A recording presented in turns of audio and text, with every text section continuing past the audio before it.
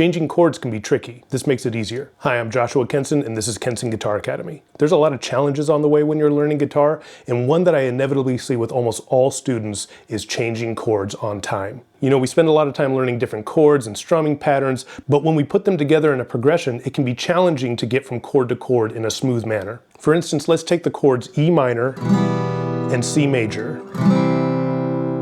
And let's apply a basic strumming pattern like down, down, up, down. So let's say we're playing that pattern twice on each chord. What I tend to see a lot of the time is this. So we'll count it in 1, 2, 3, 4, E minor,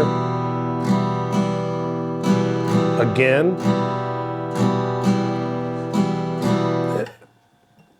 and then we freak out and don't know how to get to the next chord, which is common. I mean, these are not easy chords, and especially something like an E minor to a C major, there is nothing in common finger-wise between the two chords, so we're having to move each finger into a new position. A way to help this is by not waiting till the last moment to move to the next chord. So what I suggest to do is on that up strum, that upbeat of 4, before we get into the next chord, that's when you're going to switch. You're not gonna wait till the last second and then panic and try to get there, okay? So if we're playing it down, down, up, down, again, down, down, up, down, switch, down, down, up, down, down, and so on. This gives us half of that beat to get to the next chord on time. Now, obviously, understanding each one of your chord forms really well is going to help with this, but this just allows that you have a little bit more time to get to the next chord without too much of a struggle. So let's play that a couple times. 1, 2,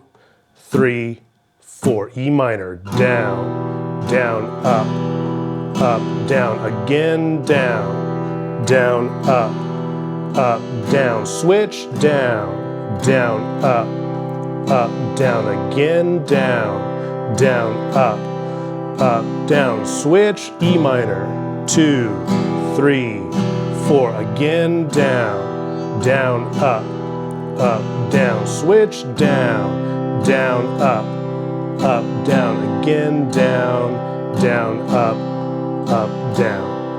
One thing you might notice as well is when I'm switching from that E minor to that C major, I'm not doing it one finger at a time. Now, obviously, when you first learn these chords, that's probably how you're going to approach it. One finger at a time to get them in position, and then you're there. But even then, if I approach it that way, that half beat before the next chord change gives me a little bit of time to get everything in place. So let's try that. I'll show you what I mean. 1, 2, 3, 4, and down, down, up, down, again, down, down, up, down, switch, down, down, up, down, again, down, down, up, down, switch, down. So maybe not the most optimal way to get to the next chord. Obviously, if we can get to where we are almost landing on the chord before we even touch the strings. If you look at my fingers here right before they land, I'm almost on that C major shape even before I'm touching the strings. So E minor, C major. It's not that. It's all one unit. That's what we're really looking for, and that's going to allow us to get to those chords even smoother. Now, what happens if the strumming pattern that you are using includes the up strum after 4? Well, that's okay too. Even if you move at that point and catch the open strings, it's gonna sound really good. Let me show you. So here's that E minor, 1, 2, 3, 4, and 1, 2, 3, 4, back, 2, 3, 4, catch it, 2, 3, 4. Our ears can be amazing. What it's really doing is noticing the rhythmic aspect of that chord change, and because it's so quick on those open strings, it doesn't really tonally shift any of the chords that we're playing, okay? So let's try that on another pair. So how about G major and D major? And I will include that up strum so you can hear that open strings as well. So here we go. 1, 2, 3, 4. G major. Again. Switch. Again. Open. Again. D major. and so on. And as we speed up those progressions as well, the rhythmic aspect of it is going to be even stronger, and we're not going to notice anything that may be out of place because we're catching a note that may not be in either of the two chords. So again, let's try that G major to D major, but I'm going to play it a little bit faster and catch the upbeat after the 4 again with open strings. So here we go. 1, 2, 3, 4. G major. Again. Switch. Sounded great. Again. Catch those open strings.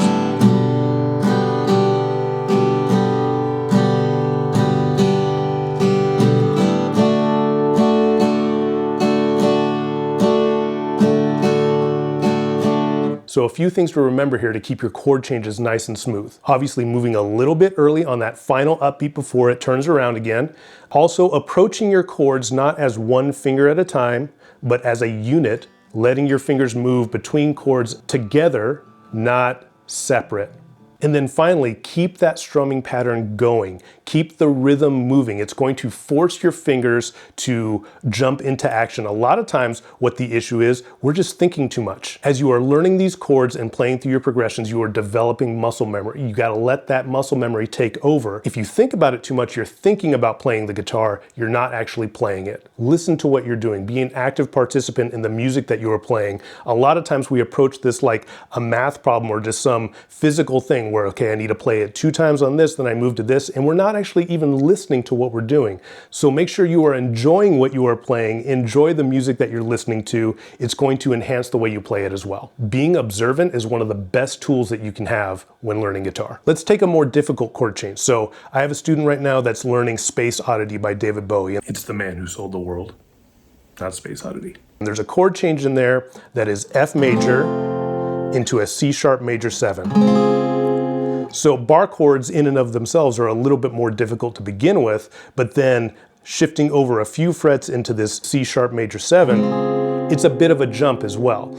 So the same thing applies. I am going to move a little bit early.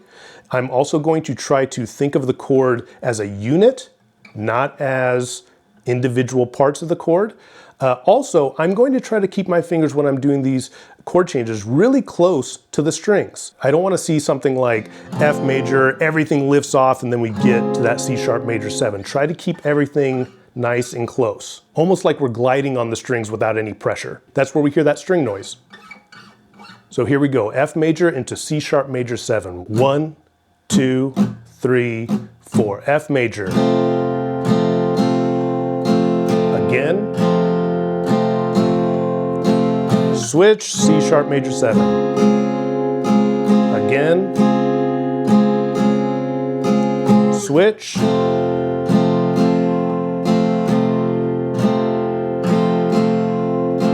Switch.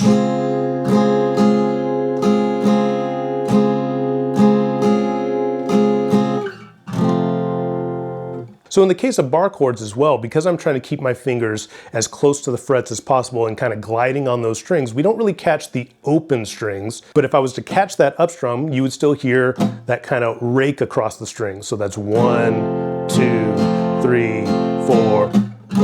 That little rhythmic device.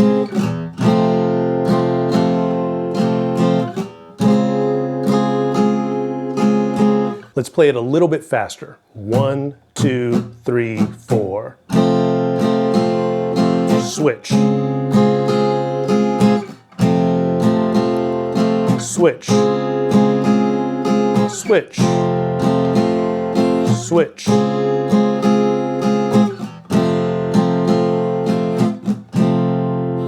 So as you're playing those beginner progressions, your E minors to C majors, your E minors to A minor, G major, D major, A minor, C major, just take it a couple chords at a time, take a simple strumming pattern and apply it over each chord a couple times, and then move a little bit earlier than you may think you have to. Eventually, the time that you need to get from chord to chord diminishes and you're going to be moving smoothly as can be between each chord. If you have any questions about this video or any other guitar questions you may have, please leave a comment down below. I'd be happy to answer. Also, if you're a new guitarist, I have a free PDF link down below, 13 things that all new guitarists should do/know. So check it out and let me know what you think. I have a lot more content on the way, so make sure to subscribe if you haven't. I would love to be a resource, so please reach out and let me know how I can help you. Thank you again for watching. I'm Joshua Kenson, and I'll see you in the next one.